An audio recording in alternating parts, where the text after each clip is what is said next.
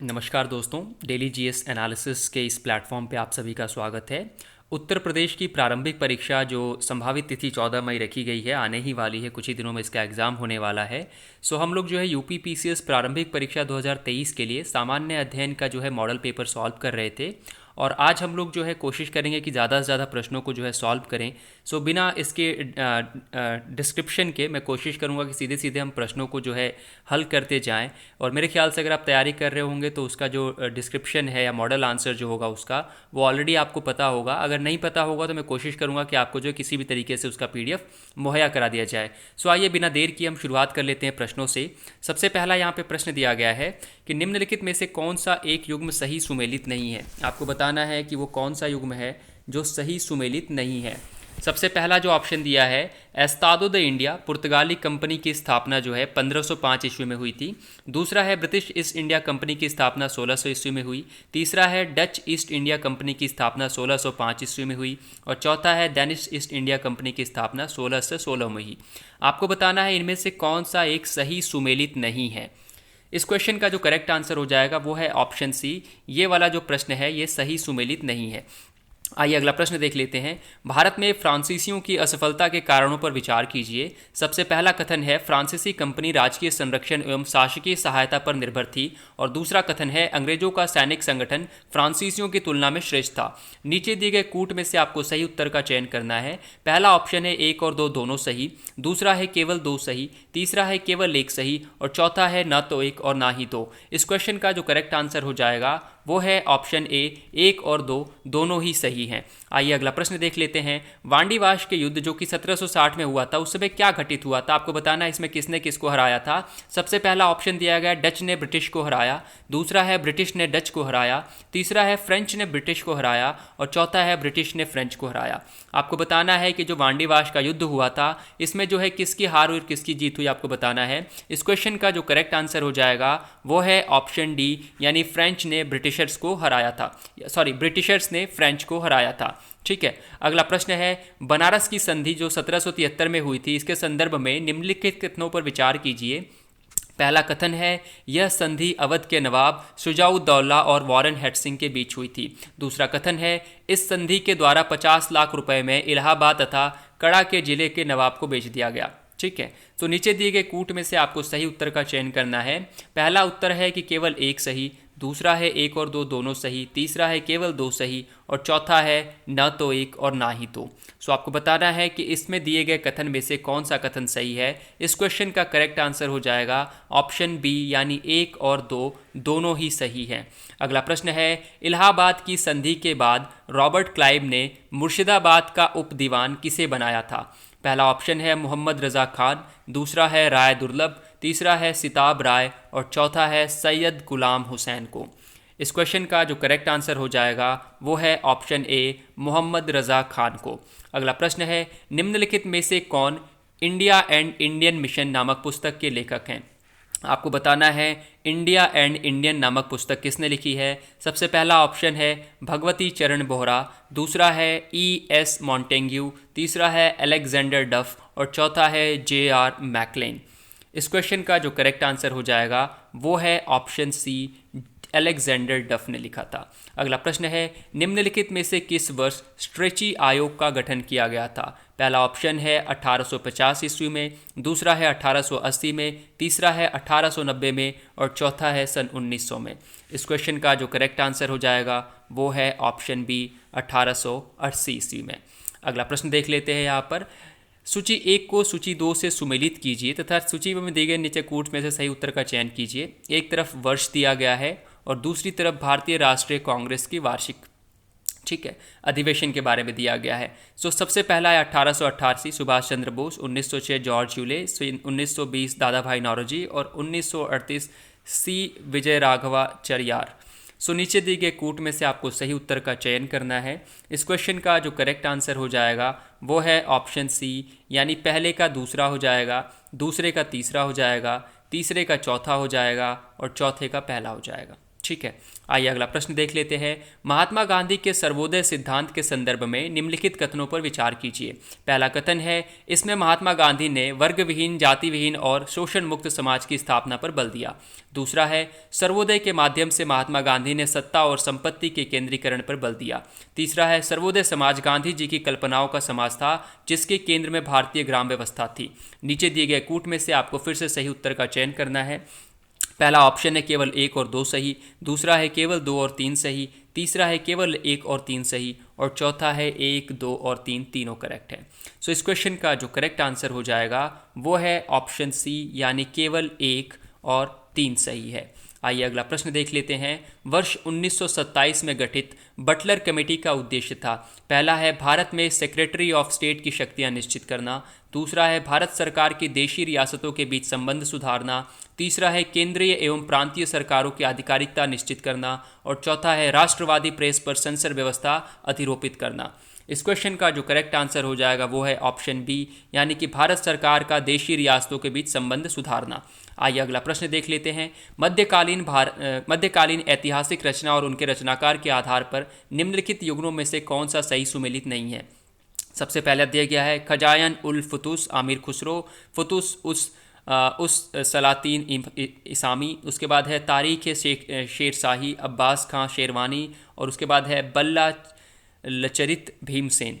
सो इस क्वेश्चन का जो करेक्ट आंसर हो जाएगा वो है ऑप्शन डी, यानी कि ये सही सुमेलित नहीं है। करेक्ट आंसर ऑप्शन डी हो जाएगा, बाकी सभी सही सुमेलित किए गए हैं।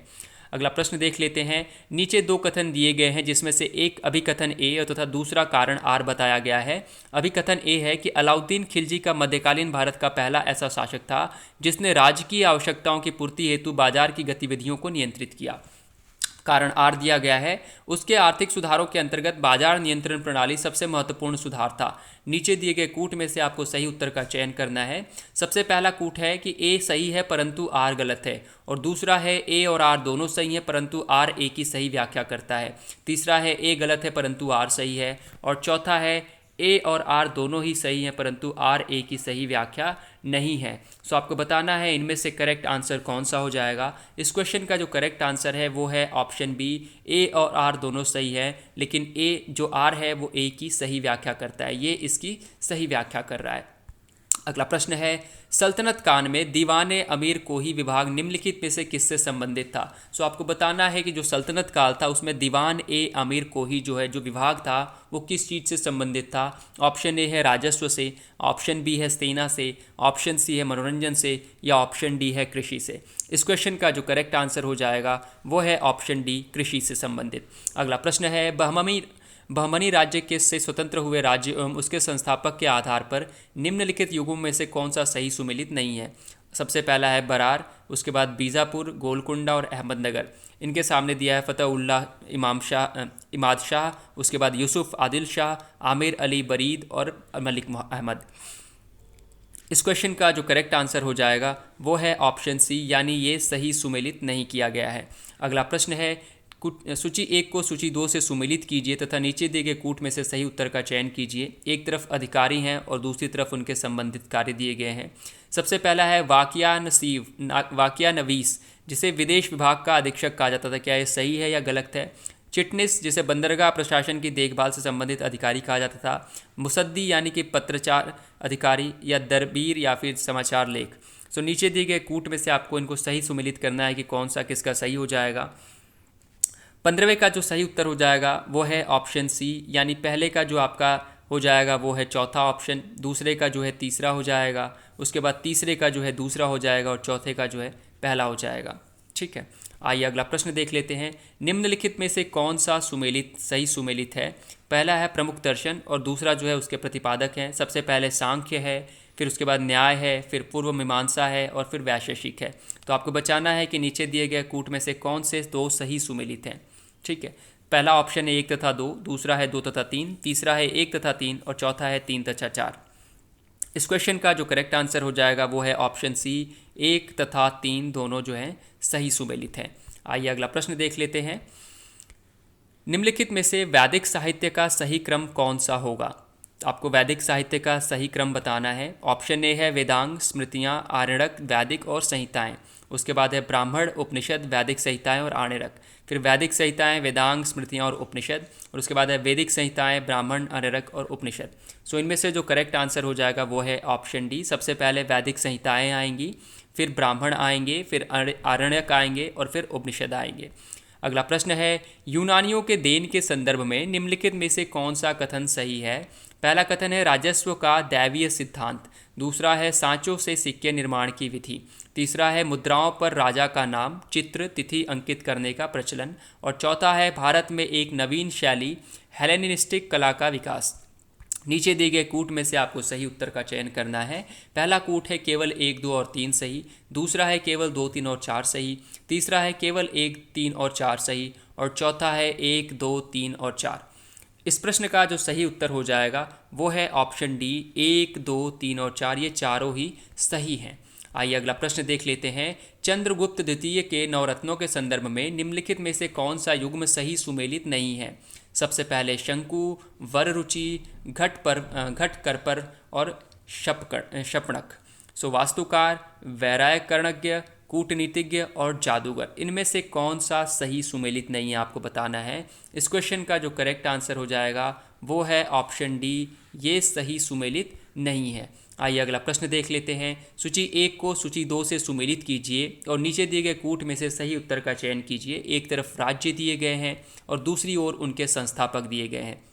सबसे पहला उत्पल वंश, वाकाटक वंश, शाही वंश और कारकोट वंश, कल्लर, अवंतीवर्मन, दुर्लभ वर्धन और विंध्य शक्ति। नीचे दिए गए कूट में से आपको सही उत्तर का चयन करना है, इनका मिलान करना है सही से। तो 20वें का जो करेक्ट आंसर हो जाएगा वो है ऑप्शन सी, यानी पहले का दूसरा हो जाएगा, दूसरे का चौथा हो जाएगा, तीसरे का पहला हो जाएगा और चौथे का तीसरा हो जाएगा। आइए अगला प्रश्न देख लेते हैं।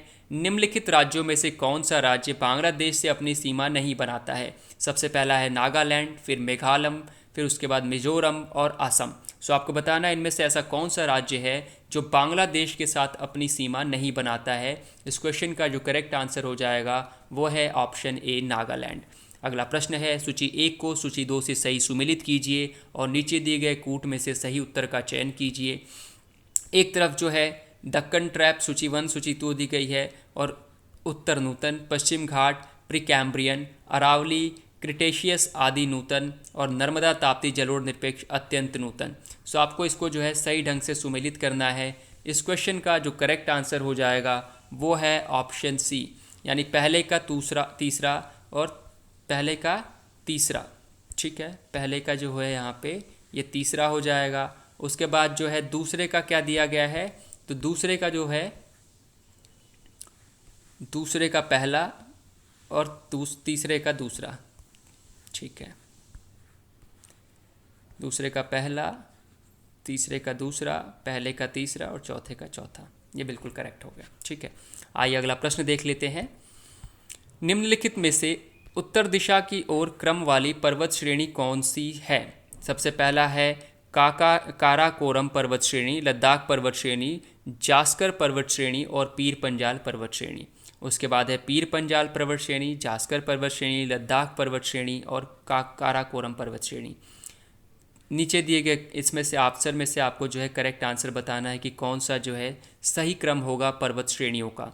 उत्तर दिशा की ओर बढ़ते हुए अगर सही क्रम बताना है इसमें आपको, तो इस क्वेश्चन का जो करेक्ट आंसर हो जाएगा वो है ऑप्शन बी, यानी सबसे पहले पीर पंजाल पर्वत श्रेणी आएगी, उसके बाद जास्कर श्रेणी, फिर लद्दाख पर्वत श्रेणी और फिर काराकोरम पर्वत श्रेणी आएगा।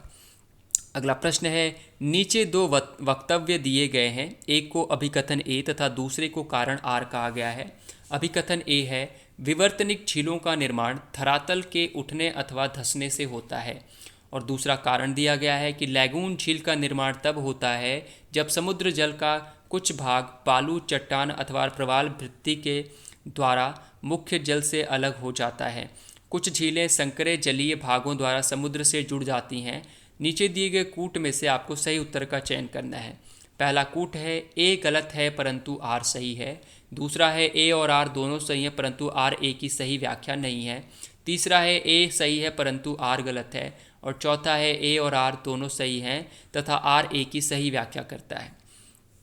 इस क्वेश्चन का जो करेक्ट आंसर हो जाएगा वो है ऑप्शन नंबर बी, यानी ए और आर दोनों सही हैं, परंतु आर ए की सही व्याख्या नहीं करता है। आइए अगला प्रश्न देख लेते हैं। निम्नलिखित में से कौन सी नदी कृष्णा नदी की सहायक नदी नहीं है? आपको बताना है कि कृष्णा नदी की सहायक नदी इनमें से कौन सी नहीं है। सबसे पहले है तुंगभद्रा, फिर मालप्रभा, हेमवती और पंचगंगा। सो इनमें से कौन सी जो है कृष्णा नदी की सहायक नदी नहीं है? इस क्वेश्चन का करेक्ट आंसर हो जाएगा हेमवती। ठीक है, आइए अगला प्रश्न देख लेते हैं। कावेरी नदी के संदर्भ में निम्नलिखित कथनों पर विचार कीजिए। पहला कथन है, यह नदी दक्षिण पश्चिम मानसून एवं उत्तर पूर्वी मानसून दोनों से वर्षा जल प्राप्त करने के कारण वर्ष भर जल से भरी रहती है। ठीक है, यानी ये सदा नीरा है, सदैव इसमें जल रहता है। और दूसरा है, इसकी सहायक नदियों में सुवर्णवती, अमरावती, अकार्णवती और वर्णाप्रभा, भवानी, काबिनी आदि नदियाँ शामिल हैं। अब नीचे दिए गए कूट में से आपको सही उत्तर का चयन करना है। सो आपको बताना है कावेरी नदी के संदर्भ में निम्नलिखित कथनों में से कौन सा कथन सही है। ऑप्शन ए है केवल दो सही है, ऑप्शन बी है एक और दो दोनों सही है, ऑप्शन सी है ना तो एक और ना ही दो, और ऑप्शन डी है केवल दो सही है। इस क्वेश्चन का जो करेक्ट आंसर हो जाएगा वो है आपका ऑप्शन नंबर डी, केवल एक सही है, यानी केवल पहला कथन सही है। आइए अगला प्रश्न देख लेते हैं। लोकटक झील के संदर्भ में निम्नलिखित कथनों पर विचार कीजिए। पहला कथन है, यह पूर्वी भारत की सबसे बड़ी खारे पानी की झील है। और दूसरा कथन है, इस पर तैरते हुए द्वीप पाए जाते हैं जिन्हें स्थानीय भाषा में फुमदी कहते हैं। और तीसरा कथन है, यह मॉन्ट्रेक्स रिकॉर्ड के अंतर्गत शामिल है। अब नीचे दिए गए कूट में से आपको सही उत्तर का चयन करना है। सो इस क्वेश्चन का जो करेक्ट आंसर हो जाएगा वो है आपका ऑप्शन नंबर बी, यानी कि केवल दो और तीन सही है। यानी कि यह जो है, इसमें जो तैरते हुए द्वीप पाए जाते हैं, ठीक है, और इसमें जो है तैरते हुए द्वीप पाए जाते हैं जिसे फुमदी कहा जाता है, और यह मॉन्ट्रेक्स रिकॉर्ड में अंतर्गत शामिल किया गया। तो केवल दो और तीन जो है लोकटक झील के संदर्भ में सही कथन है। यह भारत की उत्तर पूर्वी भारत की सबसे बड़ी खारे पानी की झील नहीं है। आइए अगला प्रश्न देख लेते हैं। सो निम्नलिखित में से कौन सी नदी भूमध्य रेखा को दो बार काटती है? ऑप्शन ए है नील नदी, ऑप्शन बी है लिम्पोपो नदी, ऑप्शन सी है कांगो नदी और ऑप्शन डी है माही नदी। सो आपको बताना है वो कौन सी नदी है जो भूमध्य रेखा को दो बार काटती है। इस क्वेश्चन का जो करेक्ट आंसर हो जाएगा वो है ऑप्शन सी, कांगो नदी। अगला प्रश्न है, भारत में लौह अयस्क के आधार पर निम्नलिखित में से कौन सा युग्म सही सुमेलित नहीं है? पहला युग्म है ओडिशा सुलेपत, दूसरा है छत्तीसगढ़ अरिंडोगरी, तीसरा है झारखंड दैतरी और चौथा है कर्नाटक शिमोगा। इनमें से कौन सा युग्म सही सुमेलित नहीं है आपको बताना है। इस क्वेश्चन का जो करेक्ट आंसर हो जाएगा वो है ऑप्शन सी, झारखंड दैतरी सही सुमेलित नहीं है। ठीक है, आइए अगला प्रश्न देख लेते हैं। निम्नलिखित में से किस राज्य में शिशु लिंगानुपात सर्वाधिक है? ठीक है, सबसे पहला ऑप्शन है केरल, दूसरा है अरुणाचल प्रदेश, तीसरा है मिजोरम और चौथा है मेघालय। सो शिशु लिंगानुपात सर्वाधिक किस राज्य में है आपको बताना है। इस क्वेश्चन का जो करेक्ट आंसर हो जाएगा वो है ऑप्शन बी, अरुणाचल प्रदेश। अगला प्रश्न है, भारत में जनजातियों के संदर्भ में निम्नलिखित में से कौन से कथन सही हैं? पहला कथन है, थारू जनजाति उत्तर प्रदेश और झारखंड में पाई जाती है। दूसरा कथन है, इरुला, चेंचू और सुमाली जनजातियां केरल में पाई जाती हैं। तीसरा कथन है, गरासिया जनजाति गोवा में पाई जाती है। और चौथा है, गद्दी जनजाति जम्मू कश्मीर और हिमाचल प्रदेश की चलवासी पशुचारक है। अब नीचे दिए गए कूट में से सही उत्तर का आपको चयन करना है। पहला कथन है केवल एक, दो और तीन सही, दूसरा है केवल एक, दो और चार सही, तीसरा है केवल दो, तीन और चार सही, और चौथा है केवल एक, तीन और चार सही। इस क्वेश्चन का जो करेक्ट आंसर हो जाएगा वो है ऑप्शन बी, यानी कि केवल एक, दो और चार सही। ठीक है, आइए अगला प्रश्न देख लेते हैं। निम्नलिखित युग्मों में से कौन सा एक युग्म सही सुमेलित नहीं है? सबसे पहला है डेट्रॉयट ऑटोमोबाइल्स, दूसरा है जोहान्सबर्ग सोना खनन, तीसरा है बर्मिंघम जलपोत निर्माण और चौथा है मैग्नीटोगॉर्स्क लोहा एवं इस्पात। इनमें से कौन सा सही सुमेलित नहीं है? इस क्वेश्चन का जो करेक्ट आंसर हो जाएगा वो है ऑप्शन सी, यानी कि बर्मिंघम जलपोत निर्माण से संबंधित नहीं है। आइए अगला प्रश्न देख लेते हैं। निम्नलिखित में से किस देश में लॉरेन औद्योगिक क्षेत्र अवस्थित है? पहला है फ्रांस, ब्राज़ील, जापान और चीन। इनमें से कौन से देश में लॉरेन औद्योगिक क्षेत्र जो है अवस्थित है? इस क्वेश्चन का जो करेक्ट आंसर हो जाएगा वो है ऑप्शन ए, फ्रांस। अगला प्रश्न है, निम्नलिखित में से किस देश की सीमा कैप्सियन सागर झील से नहीं लगती है? पहला ऑप्शन है कजाकिस्तान, दूसरा है अजरबैजान, तीसरा है तुर्कमेनिस्तान और चौथा है उज़्बेकिस्तान। किस देश की सीमा जो है कैप्सियन सागर झील से नहीं लगती, आपको बताना है। इस क्वेश्चन का जो करेक्ट आंसर है वो है ऑप्शन डी, उज़्बेकिस्तान। अगला प्रश्न है, विश्व की सबसे लंबी प्रवाल भित्ति ग्रेट बैरियर रीफ पाई जाती है? ऑप्शन ए है ऑस्ट्रेलिया के पश्चिमी घाट पर, ऑप्शन बी है ऑस्ट्रेलिया के पूर्वी घाट पर, ऑप्शन सी है ऑस्ट्रेलिया के उत्तर पश्चिमी घाट पर और चौथा है ऑस्ट्रेलिया के दक्षिण घाट पर। ग्रेट बैरियर रीफ के बारे में आपको बताना है कि ये कहाँ पाई जाती है। इस क्वेश्चन का जो करेक्ट आंसर हो जाएगा वो है ऑप्शन बी, ऑस्ट्रेलिया के उत्तर पूर्वी तट पर पाई जाती है। अगला प्रश्न है, जनगणना 2011 के अनुसार निम्नलिखित में से किस केंद्र शासित प्रदेश में दशकीय जनसंख्या वृद्धि दर सर्वाधिक रही है? पहला ऑप्शन है दमन एवं दीप, दूसरा है दादर एवं नगर हवेली, तीसरा है पुदुचेरी और चौथा है लक्षद्वीप। इस क्वेश्चन का जो करेक्ट आंसर हो जाएगा वो है ऑप्शन बी, दादर एवं नगर हवेली में जो है सर्वाधिक वृद्धि जो है जनसंख्या वृद्धि, दशकीय जनसंख्या वृद्धि देखी गई है।